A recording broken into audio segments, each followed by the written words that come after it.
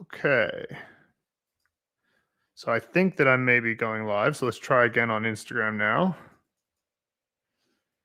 Not quite ready yet. Thank you for bearing with me, those of you who are on here. I just not exactly sure why that's not exactly working, but that's okay. All right. So we should be able to see.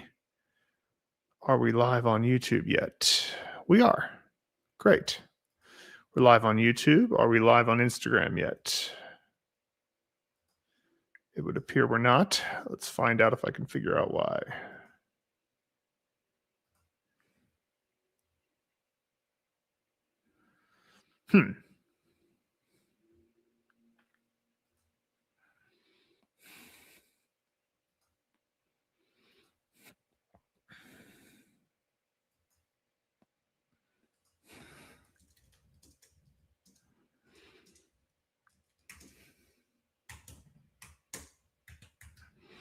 Sorry, guys. This is the first time I've ever gone live on Instagram, and it's just I keep going in and I'm copying the stream key and doing everything that I'm supposed to be doing, but I just can't click the go live button. So I don't know. I'm just gonna not stream live on Instagram. How about that? Sorry about that. It's funny. I spent so much time preparing for that, and it didn't work. So what are you gonna do? Okay. Well, here I am on YouTube. I'm also here on the webinar. So for those of you watching on the webinar, you can leave your questions on the MB Lite Q&A, which is available over here. I'm going to share that. So I'll put this into the Zoom chat here for those watching on Zoom. For those watching on YouTube, you're welcome to post questions on YouTube, but priority will be going to the folks who are in the school community. So that has, of course, people in the Mandarin Blueprint Lite. So you can see on the screen there, go learn Chinese for free at www.mandarinblueprint.com. And from there, you can see all the people who are in the Lite community and what they are posting, or you can post yourself. And so it's all free, Mandarin Blueprint Lite. It's the first 20 levels of our flagship course, The Blueprint, as well as the school community here, where you can see any questions or comments that might be coming through, and as well as opportunities to learn about what Mandarin Blueprint's all about. So, Mel, why are questions split up? Is there a way to have everyone post to the same platform without subscription? Well, there's no subscription required to be in Mandarin Blueprint Lite. It's free. So the questions are split up so that I can prioritize people in Mandarin Blueprint Lite. I always prioritize people who put in more effort. So that's just how we roll here, Mel. All right. So taking a look over here at YouTube, got a few people saying hello, miss you guys. How can I not feel stuck? From Nargis. Sorry if I'm not pronouncing your name correctly. So how do you not feel stuck when you're learning Mandarin? That's a good question. And I think that the main thing is to keep a few principles in mind. One is that if you feel stuck, part of the reason is very likely because you're not acting. If you're not acting, right, you're not actually taking steps to get better, it's usually because you're not sure what you should do, right? So, or you feel overwhelmed by the amount of things there are to do. So you might know that there's something to do, but you're overwhelmed by it. But here's what I would say about that. You can't get to fluency in a day. You can't get to fluency in a minute. You can't get to fluency in a second. So what you can do is do something in Chinese for the next minute, right? And so whatever it is that you're doing in Chinese for the next minute is better than not doing something in Chinese. So something is always better than zero. Zero is your only real enemy. So if you're seeing a character, if you're hearing somebody speak Chinese, if you're repeating after a sound that somebody made, that's time you spent that was infinitely more than zero. So that's principle number one. The second principle is to lower the bar until it's embarrassing not to act. All right. So I'm going to spend an hour a day on Chinese. You might be like, oh, an hour? Do I have an hour? I'm so busy with all this different stuff I have to do. Okay. Well, if you're feeling that way, that spending an hour is too much, cut it in half. 30 minutes. Can you do 30 minutes? I don't know. I got a lot of work to do. Okay. 15 minutes. Can you do that? I'm not really sure if I can do 15. Okay. 5 minutes, 2 minutes. When do you reach the point where you go, okay, yeah, I can do that? And that's habit building, right? So if you want to succeed in something like Mandarin, the only way to get there is by doing something every day for enough days in a row. And so it's more that the identity of being a Chinese learner has to be in place so that you'll do at least something. And once you've done at least something for enough days in a row, well, now doing Chinese every day is not in question. Of course, you're going to do it every day. So could you go from 2 minutes to 5 minutes? Could you go from 5 minutes to 10? Could you go from 10 to 20? But lower the bar until you do more than zero, whatever it is that will make you do more than zero consistently. And then once you've gotten the consistency, then raise the bar. So that's what I would say, how to not feel stuck. Okay.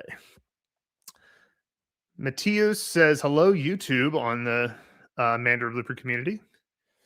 Mel says, should learning always feel stressful? For example, if you're not struggling, does that mean you should move on to something more difficult? Is it okay to let it feel easy sometimes by practicing something you already know? This is a great question. Learning is an interesting way to even put it, right? So if you're shooting basketballs at a basket, right, you get better by shooting a lot. And is any one shot all that stressful? Well, probably not. So is any one instance of repeating a sentence in Chinese all that stressful? Probably not. Is learning a single character all that stressful? Probably not.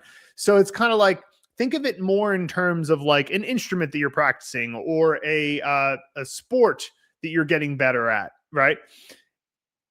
It's not to say that there's never a moment where stress enters into the equation, but I would say that stress that you feel could always be, you could always just change your perspective on it and go, well, it's just the next shot. It's just the next sentence. It's just the next character, which is not that stressful in and of itself, right? I think that the key here is to remember that this is a game and you just want to play the right game. So sometimes stress comes from playing the wrong game. So here's an example. When you first start off, you're not good enough yet to be able to understand the full TV show. So if you put on a Chinese TV show and the game you're playing is understand the whole TV show, you're going to feel maybe stressed, maybe just bad, because you don't have you'll feel stressed because you don't have the ability to win that game, and losing sometimes feels bad.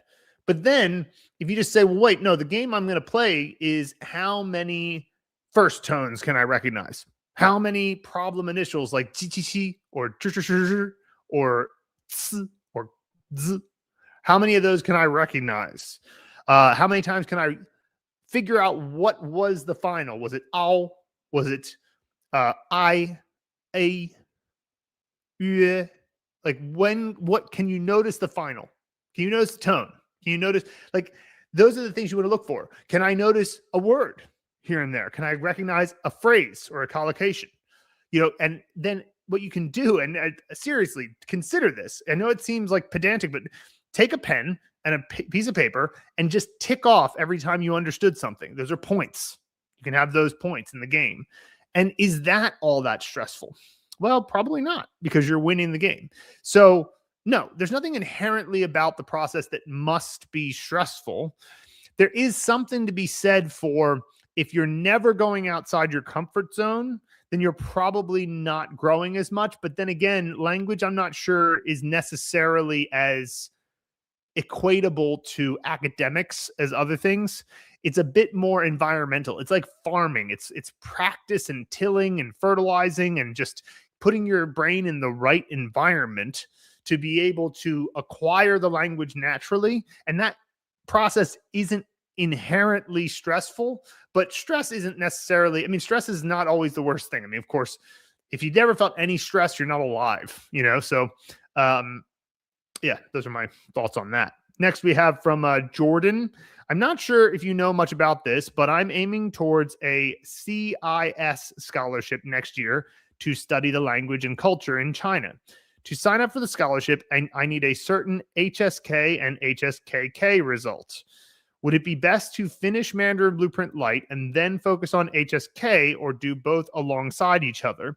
Right. So I would recommend not doing HSK prep other than taking some practice tests.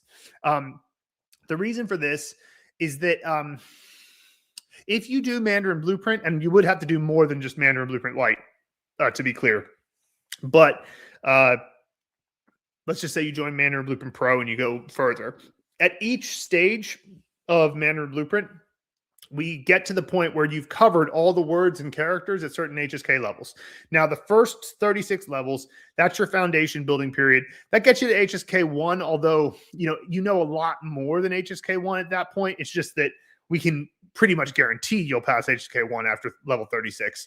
But then after the intermediate course, you're at HSK 3. After the upper intermediate course, HSK 6. And then after the advanced course, I'm not going to guarantee that you would pass up to HSK 9, but I can certainly say that you would at least have been exposed to all the vocabulary. Now, the HSKK is going to require a fair bit of speaking practice. So you'll need to do the phrase vault, Mandarin Speaking and Listening Kickstarter, and you'll need to talk to somebody. If you're really, really serious, you could consider joining Mandarin Blueprint Elite. That's a super exclusive course, which is a lot more native speaking practice. You have a personal language trainer. There's all that good stuff. And of course, that's more of a you have more money than time type of situation. But my point is that when you do that, you will be able to pass the HSKs for sure, because the HSK tests are based, if you have good knowledge of characters, then most of the HSK tests you'll simply be able to read, right? And if you're able to read, then you can just answer the questions.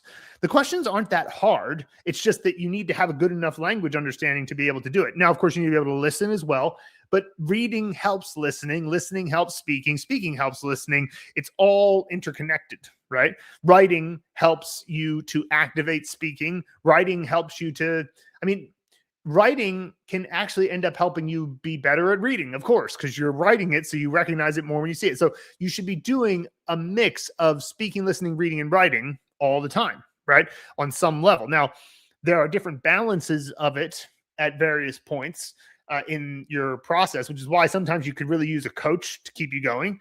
But my point here is simply that if you are following the blueprint, you get through all 88 levels, and you do the phrase vault, Mandarin Speaking, Listening Kickstarter, and you have some combination of speaking, listening, reading, and writing throughout your day, then you will be able to pass the HSKs.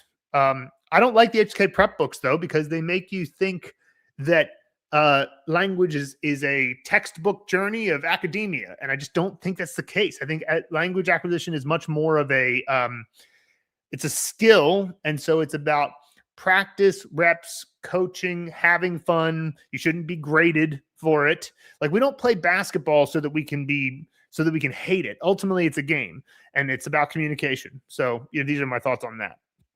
Okay, next we have a question from Dan. He says, I have a question regarding the pricing. I'm ready to upgrade by the 12th of this month. Originally, at the end of the roadmap, it was stated the course would cost $9.99. Now I checked again, and it's expired and up to $14.99. Is it possible to still upgrade for $9.99? If you message member service, let them know about that. But if you watch the webinar again, you can get it for $9.99 at the end of the webinar, which I can just drop into the chat here. I believe it's mandarinblueprint.com/webinar. Just a second here.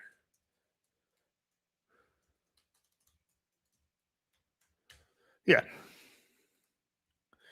So I'll drop this into the couple places here.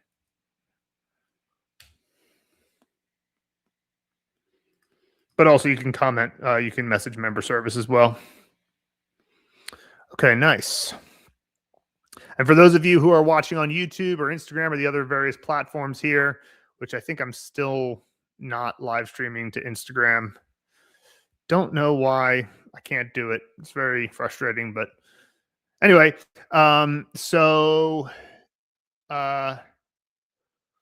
if you're watching on YouTube or Instagram, you'll see on the screen here. Well, basically just go to mandarinblueprint.com and you can get Mandarin Blueprint Lite for free. And then the people who you're seeing commenting here, where I've got like this community forum, you can join that for free. You can get the access to the first 20 levels of the blueprint and understand what we're all about. Just go to mandarinblueprint.com. You can check that out. So, okay, let me go back to the YouTube chat here for a moment. And can I add? Aha, nice. Show comments on stage. Tall, wide, tall and wide. No, I can't do tall and wide. Font, medium, big. All right. So let's take a look here.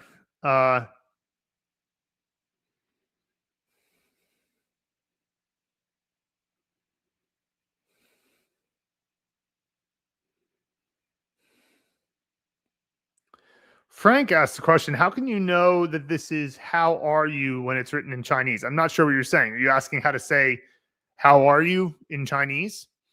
You know, just saying how are you is not how you say it in Chinese. Usually you say ni, meaning you.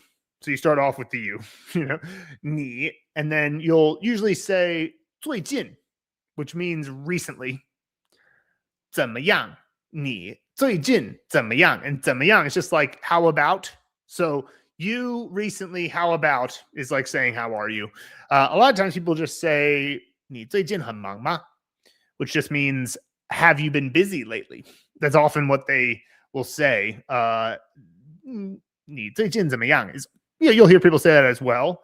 Something people never say is 你好吗? And that's an example of the HSK books or like these dumb Chinese courses that are like, how do you say how are you in Chinese? 你好吗? Like the only time I ever heard somebody say that to me was when a woman I knew who knew I was studying Chinese was like, oh, I bet he won't understand 你最近怎么样? So I'm going to say 你好吗? And it was kind of patronizing, right? So it's like, don't say 你好吗? But anyway, I think that's what you're asking. So the way you can know it is by learning characters and learning how things fit together. Now, going back to the MB Lite community, because again, priority is going to go to the people in the Mandarin Blueprint Lite community here. And so Tom asks, I've completed up to level 5. How do I unlock the relevant lessons in the classroom? So you should still have more access beyond level 5, Tom. So, and sometimes when people say the levels, I'm not exactly sure if they're referring to the same thing I'm referring to, but when we have in the blueprint, we have phase 1 characters and components, and that's levels 1 through 6. Phase 2 vocabulary, and that's levels 7 through 12. And phase 3 simple grammar, which is levels 13 through 20. And so if you are in phase 1, level 5, then you should still have access to the remaining one level of phase 1, and then levels 7 through 12 in phase 2, and levels 13 through 20 in phase 3. So maybe you can just confirm where you're referring to there, because yeah, and I mean, there's also classrooms on school. For example, if we look here in the classroom section, maybe this is what you're referring to. But this is sort of like supplementary material. The primary course is in the primary course is on courses.mandarinblueprint.com. Yeah, so let me just let me share this in a different way. So here's what I'll do. I'll share a screen. And I'm going to share see, share screen, and I'm going to share an entire screen, which is this screen. Okay, share. And so now what I'll do, hold on, is I'll just go. Oh yeah, let me just add that to the stage. Okay, cool. And so now let me just show you courses. Oh, courses. What's going on here? Why is my keyboard out of battery? Hang on. Huh, that's weird. I don't know what's happening, but for some reason I can't type. My screen is not typing. I don't know what that's about. Just give me a second here. See if I can figure out why I can't type for some reason. That's so weird. My computer just can't type. All right. Well, sorry about that. Well, the point is, Tom, I would have shown you where, but the course library is available at courses.mandarinblueprint.com. You should have access beyond level 5. So if you don't, please contact member service. I've never heard of that before, not having access beyond level 5. So yeah, but for some reason I cannot type. Nothing is coming out of my keyboard. Now it is. Okay, can I type in the address bar? Now I can. Okay, that's so weird. All right. I don't know what happened there, but okay. If you're in your course library, this is phase 1, characters and components, levels 1 through 6. This is phase 2. And so if you go here to level 5, once you get to the end of level 5, you should easily be able to just go, you mark this as complete, and then you go to level 6. So now you see I'm in level 6. So I'm not sure if that's what you're referring to, but anyway, that's what we have there, Tom. Oh, the bonus courses. Okay, so let's. Tom's talking about the bonus courses. Oh, I think you're referring to getting to level 5 in school, as in, we have these different levels you can reach that unlock certain things. Let me just see here. Do we have level unlocks, plugins,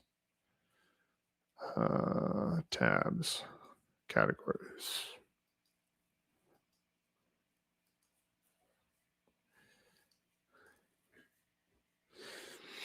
I mean, I know that,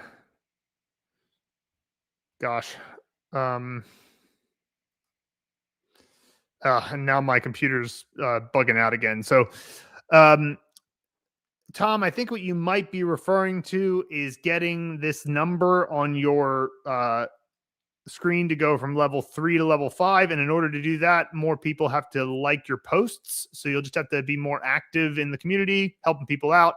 And they like your posts, it gets you more points, and then you can unlock different levels of the community.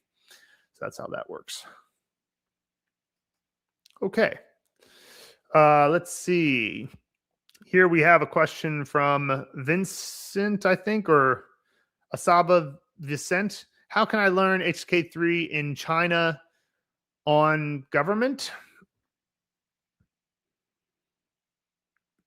Not exactly sure what you mean. Do you mean, will the government pay for you to learn HSK3? I don't know. I don't think so. I feel like the necessity of speaking Chinese is making you a lot. I guess that you mean feeling stuck, right? I'm glad to hear that Hurricane says, thank you for the great work. You guys really changed my life. Well, as long as you are continuing to do the work, I dare say you are the one changing your own life. But, nonetheless, thank you. Is speaking Chinese that important? Well, I mean, I suppose, is speaking Chinese that important? I guess the question is entirely subjective to what you think is important to you. I mean, I can't say that it's necessarily inherently important, but what I will say is that it's definitely something that you will not regret, because it's such a beautiful language on so many levels. So there's the internal reasons for learning. the language itself, there's no other language like it. I mean, there's no logographic language like this where every single character has its own history and etymology and meaning and like and you can see the meaning in the character. I mean, it's beautiful. It's also a good language for figuring out how to think. It's a very logical language, so it helps you think through problems in a very good way. So it's nice in that sense. But then there's also the external regions. China's an economic force in the world. There is a culture there that is very rich and deep, and the people are quite fascinating to get to know because they just have a different sort of framework for understanding the world, a different history, a different culture, and that is very edifying, I would say, when it comes to building up your understanding of the world. And so, and yeah, I think, but whether or not you care about that, I can't answer. So it's kind of like, is it important? Well, I suppose that's not something I can say for sure. Real quick follow-up question here from Dan, who says, thank you. I do have a quick follow-up question. As I understand, the first 88 lessons are focused on characters, reading, and short stories, right? What about improving speaking and listening, for example, to be able to speak to Chinese parents? Well, first of all, Dan, I would say that the best way to do that is through our Mandarin Blueprint Elite program. But, if you don't have the means to do that at the moment, then I can definitely suggest that, first of all, what you learn in Mandarin Blueprint Pro, what you said there is not exactly correct. It's not just focused on characters, reading, and short stories, because in order to be able to understand how to speak, you must input well enough so that you can think. Right? You have to be able to think in the language. And if you can't think in the language, then speaking is only as good as what you can parrot and memorize. Right? Now, in the process of memorizing some set phrases, your brain is smart and it will pick up on some patterns. And if your vocabulary grows, you actually will be able to think a little bit, but you'll be able to think a lot more easily if you have a good framework for the characters in the language and how sentences tend to work. So now you need to do speaking practice, which is a deliberate thing that you have to do. And that's one of those things that's more disciplined than doing the blueprint, because the blueprint, while it is long, because Chinese is a big language, it's not as much of a disciplined type thing. It's more like, hey, let's discover what comes next and what happens if you unlock this character. Isn't that cool? You can make these sentences, and like it's got a very lighthearted kind of, you're just building on what you already know. Isn't this fascinating? Check it out. Whereas when you do speaking practice, a lot of it is like going, I got to repeat this several times to really say it correctly. I got to work on these tongue positions. I have to work on the airflow, my mouth muscles, how my face is shaped, how my lips are shaped. These things all matter. And so if you never do it, in terms of the, if you never, do speaking practice intentionally, then you will struggle in that way. Now, we have the Mandarin Speaking Listening Kickstarter. We have the Phrase Vault. We have the Mandarin Immersion Masterclass, all of which I consider to be a part of Mandarin Blueprint Pro. Like, it's all something you should be spending time on. And the reason we built the Elite program is that, well, one, people just need coaching just with this stuff in general. I mean, it's a lot to juggle, right? But also, we need more targeted speaking practice based on personal stuff, right? So it's one thing to practice generic Chinese phrases that pretty much everybody uses, and you should do that. But then there's also like, what's your job? Where did you go to school? What are you doing with your family this weekend? Or what is your favorite memory from childhood? Well, no generic course is ever going to tell you that. So that's why we built a program where we make custom materials for you so that you can talk about that stuff. Because when the content is relatable, it's fun. And when it's fun, you do more. And when you do more, that's what gets you fluent, right? So that's basically what I would recommend there when it comes to improving speaking and listening. There is an element of it that is shadowing and listen and repeat. And the thing is, you can do that though with the Phrase Vault and Mandarin Speaking Listening Kickstarter. And you get into the level 37, we talk a lot more about shadowing. When you do the Mandarin Immersion Masterclass, you'll learn a lot more about getting input from native sources. So, all of these things play into all of that. So, okay. Mel says, when teaching yourself with Mandarin Blueprint Lite, how would you suggest someone checks their mouth and tongue movement with airflow? Well, I believe if you do Mandarin Blueprint Lite, you should be able to get to the Mandarin Speaking Listening Kickstarter by doing the start here, the Blueprint Lite onboarding and roadmap completion gift. And if you use that in combination with our free YouTube video on pronunciation, we actually have two of them, a 1-hour version and a 2-hour version that goes into more details. And then our pronunciation mastery course, which is paid, but it's less than $100, is 8 hours, and it's got flashcards and stuff. That gives you the means to know if you're doing it right, and then a lot of means to practice. Now, ultimately, if you want to be absolutely sure, you want to record yourself. But remember, like, if you learn to shoot the basketball correctly, right, that doesn't mean that you're going to make a lot of swishes just yet. You have to, so you learn, okay, I don't shoot the ball like that, right? I shoot it like this. Okay. But that doesn't mean you don't have to practice, and take a lot of shots. So one of the things that I think people get confused sometimes is they think, once I learn how to say the sound correctly, I'm just going to always say it correctly. It's like, no, you have to learn how to say it correctly, practice correctly for a lot of reps, and then you will sound, very understandable. Exactly like a native? Well, maybe not, because your vocal cords may have developed in a way that doesn't make you ever sound exactly like a native, but you can get to completely understandable to a native. And if you're completely understandable to a native, that's all that matters, right? We're not here trying. And also, if you don't happen to be ethnically Chinese, nobody's going to think you're a native anyway. So it's kind of like, that's not really the goal. So, yeah, just going back to the community here. Cool. Yeah. So, then Dan says, maybe I should clarify. I have a Chinese girlfriend and we already talk and type daily.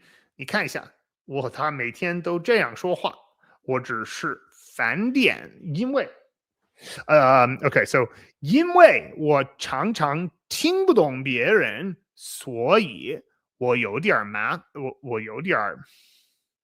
我觉得有点麻烦 right? 也有时候别人听不懂我，我只想继续，所以我在未来会和他爸爸聊天。Yeah, so if you are interested in learning more about the elite course, Dan, then you want to book a call. So what I'm going to do is I'm going to have somebody from our team reach out to you. So just give me a second here, and I'll have them reach out and let you know about that. Because in order to, we have an application process for the elite program. So we just want to make sure that you are getting that before we move on. So let me just double check here. Okay. Let's see here.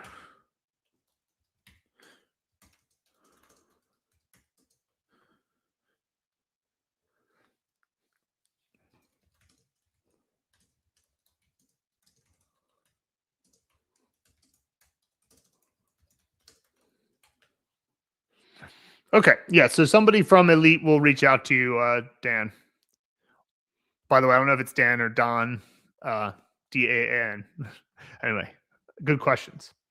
And so, yeah, you need to do more practice of speaking all the time. And that will make things clearer. But we have, in order to do that, you need to have a regimen. How far are you into the blueprint? That might be helpful for me. Anyway, while we wait for Dan to respond, I'll take a look at some of the YouTube comments. I mean, I can't read the flashcards like the first time, like when I need to hear it and see it as the first time view. I mean, I need more specifics there, Raman. But to be honest, this isn't the forum for technical questions. If you have technical questions, contact member service. Contact at mandarinblueprint.com. Or if it's a traverse question, like flashcard question, traverse at mandarinblueprint.com. So just traverse at mandarinblueprint.com. They will get it sorted for you. You can leave a screenshot. But yeah, this isn't the forum for tech support.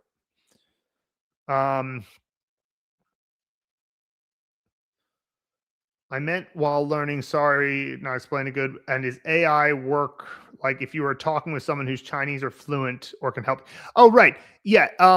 AI conversation in Chinese does work. I mean, like I can certainly talk to an AI and have a conversation. Of course, there's that extra thinking it has to do, so it's not exactly smooth. But it's definitely better than not doing it for sure, because it forces you to actively recall and output Chinese. So yeah, you can do it. I mean, it's tough if you don't know much yet. I would say that talking to an AI, you need to at least have something to say first. But yeah.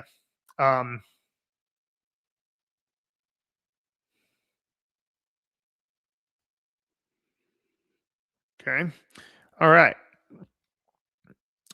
Now, Mel asks, if I were to split up payments for Pro over 12 months, what happens if I miss a month? I assume access to the course will be paused, but do I lose access until I catch up with payments? I mean, yeah, like it's an installment plan, so it's essentially once you're finished with the payments, then you own it for life. So we don't do subscriptions, but we recognize that sometimes people don't have the cash up front to buy the whole course.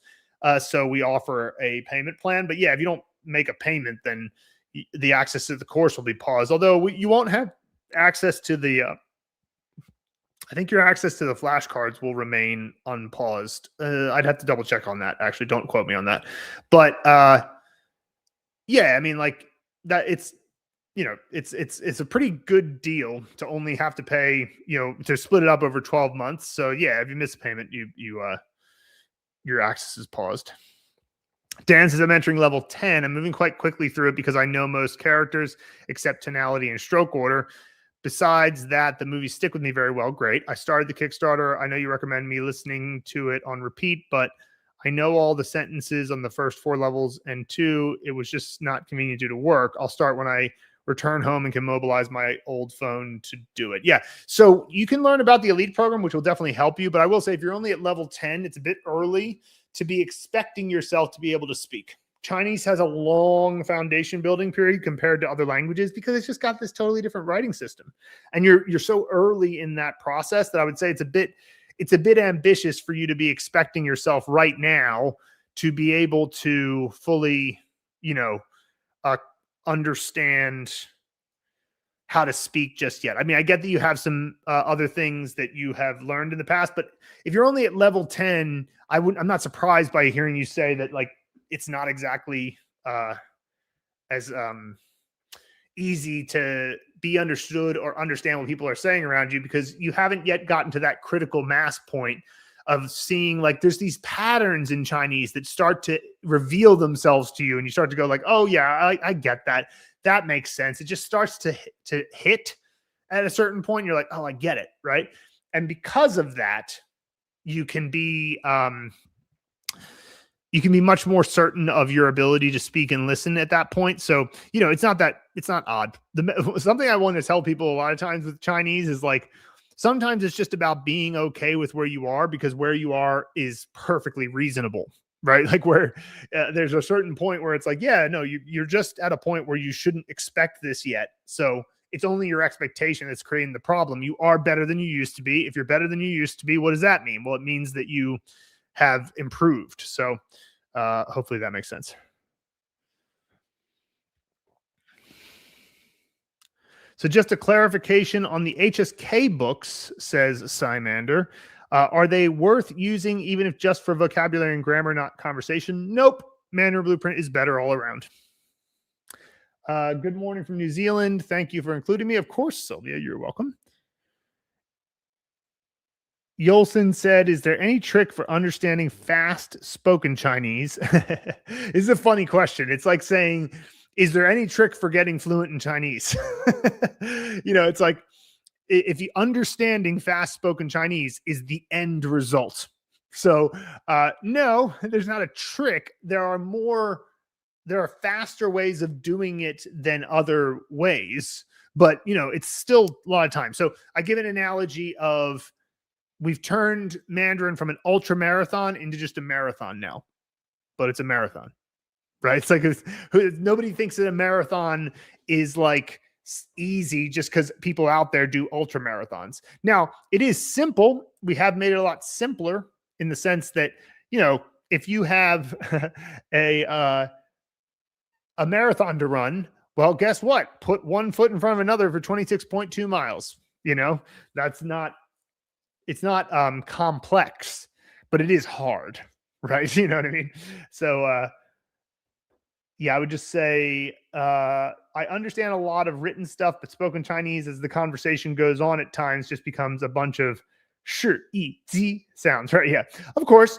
And, there's no trick to it other than if you understand a lot of the written language, then that means you're in a great advantage, because it's about where you focus your attention. So if you know a lot of written Chinese, now what can you do? You can watch TV shows and you can see the Chinese subtitles that are usually hard coded into the show and start to make associations with the various elements of the sound to written connection. So like you see the sounds, or you hear the sounds and you see the characters. Because you know the characters, you're now making a visual audio association between the two. And so then the next time you hear it, it's like the characters will be there in your mind when they're speaking. So there's no subtitles, but you can understand it. So I would say if you're worried about listening, but you understand a lot of reading, then the best way that you can improve your listening is to do a combination of pure listening, which obviously doesn't have characters involved. It's just pure listening to a podcast, or you're listening to a TV show without looking at the screen, or you're watching a show and not using subtitles. Although that's hard because Chinese subtitles are usually hard coded into the video itself. But and then also spend a lot of time watching native content where you can see the subtitles, because that's helping you get better at listening, if that makes sense. So yeah.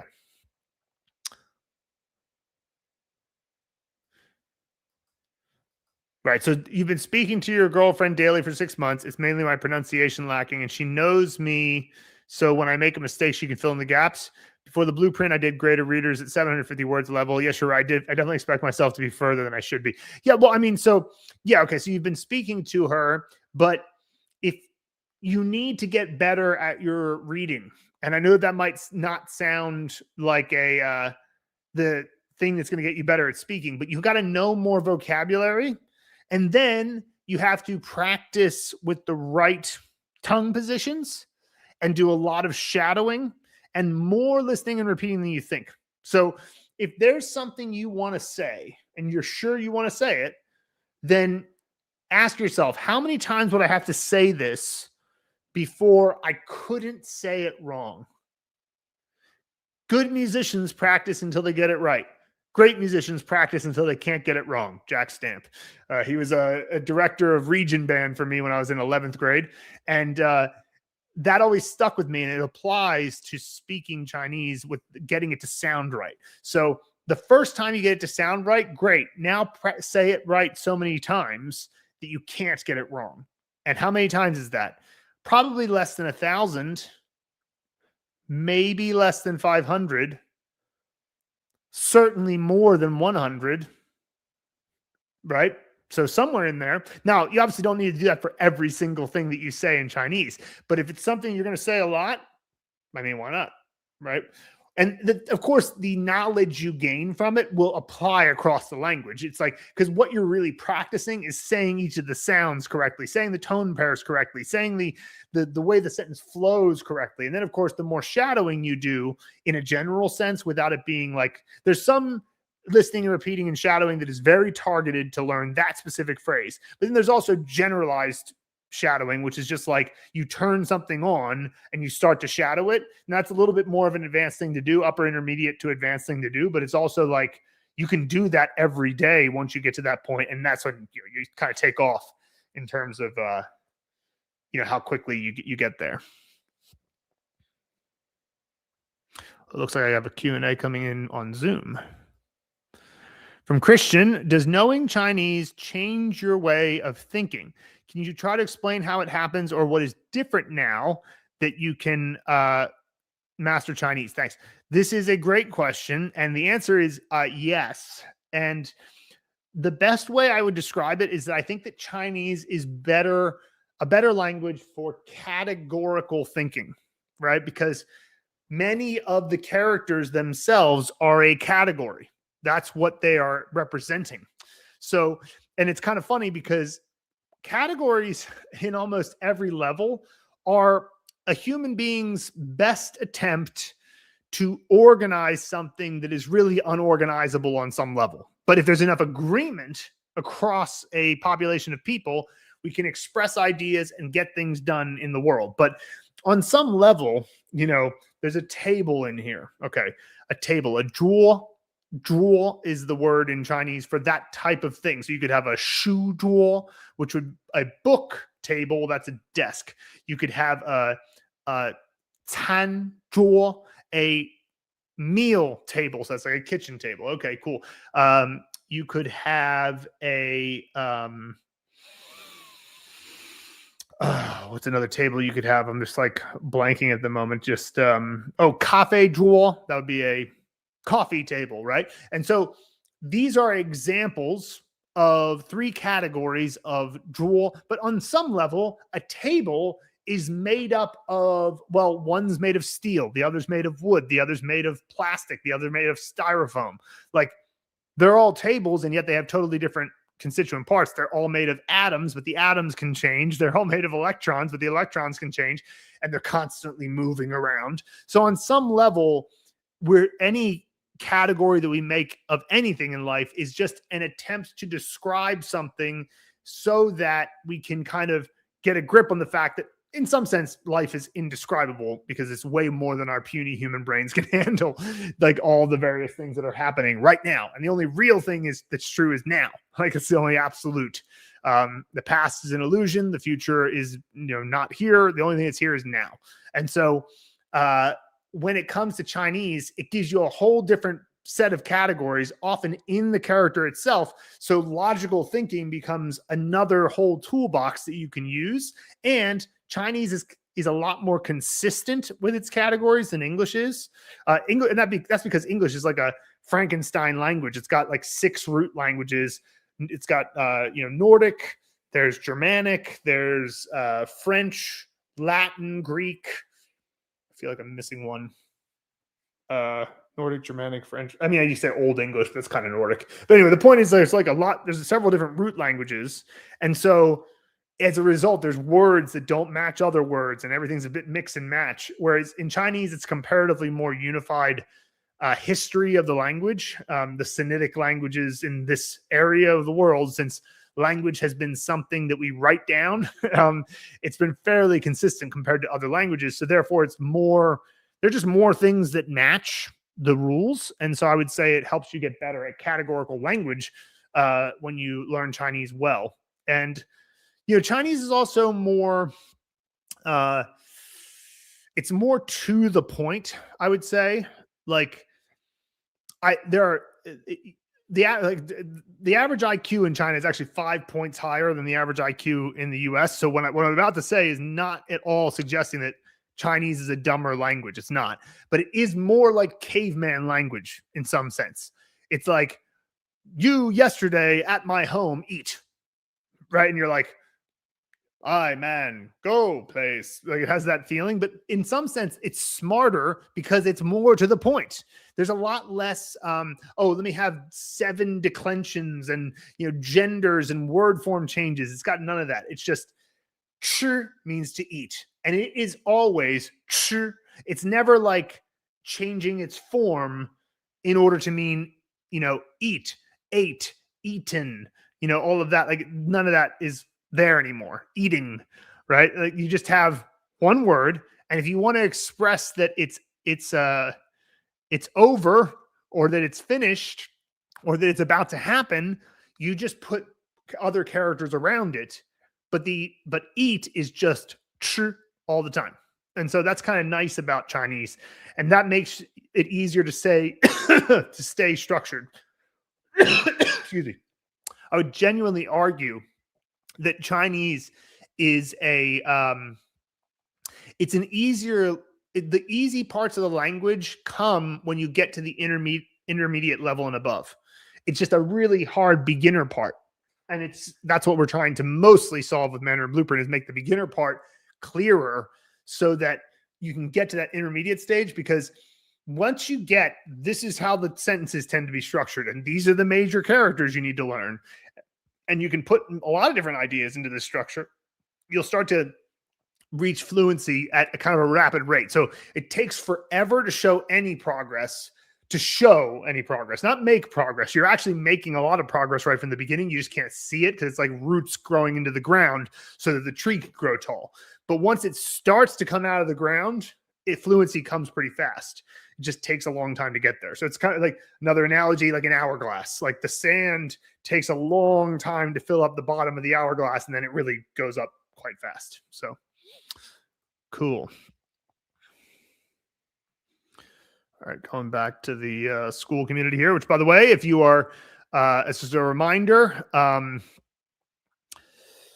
if you are wanting to join the Mandarin Blueprint Lite community here, just go to mandarinblueprint.com. mandarinblueprint.com, and you can sign up for it. It's absolutely free. First 20 levels of the blueprint, first 13 levels worth of flashcards. So you get to 124 characters. You can read sentences in Chinese from this course. And of course, the school community, which is incredible. We're getting close to 30,000 members here, 29,000 now. So we're getting close to 30,000 members in the Mandarin Blueprint Lite community. It's amazing. And so I obviously give priority to questions there. So let me just check this out. Mel says, are all things in Chinese grouped, like metals have a character before them? There's a lot of grouped words. I mean, I wouldn't say all things. Try not to have absolutes in your mind about language, because we're dealing with people. People built the languages, and people are not perfectly consistent, but it's surprisingly consistent, considering, right? And most of the metals do have the metal component in it, right? It's like, that's generally the case. Would I say with that all of them are? Probably not, but most of them do. And that's just at the character level. Then there's also, various words that, have a similar structure. There's only 7 main compound word structure types. There's some complexity inside of that, but generally there's not too much. It's pretty easy. So yeah. And Dan says, thank you. You've been very clear towards my questions. I honestly have been worrying about these things for a few days now. Thank you to everyone listening. I hope you have a great and smooth progress in learning Mandarin Chinese. Just to add, this course is the first time I actually had fun learning Chinese in the last 2 years. Hell yeah. Love that. Yeah, Chinese definitely doesn't have to be boring. Okay. Well, thank you, everyone. Head over to mandarinblueprint.com to check out Mandarin Blueprint Lite. Just drop that into the chat here on YouTube. And of course, those of you who are already in Mandarin Blueprint Lite, you can check that out. You're already in there, but check out Mandarin Blueprint Pro. If you haven't yet, you can actually see it right here. Upgrade to Mandarin Blueprint Pro right here.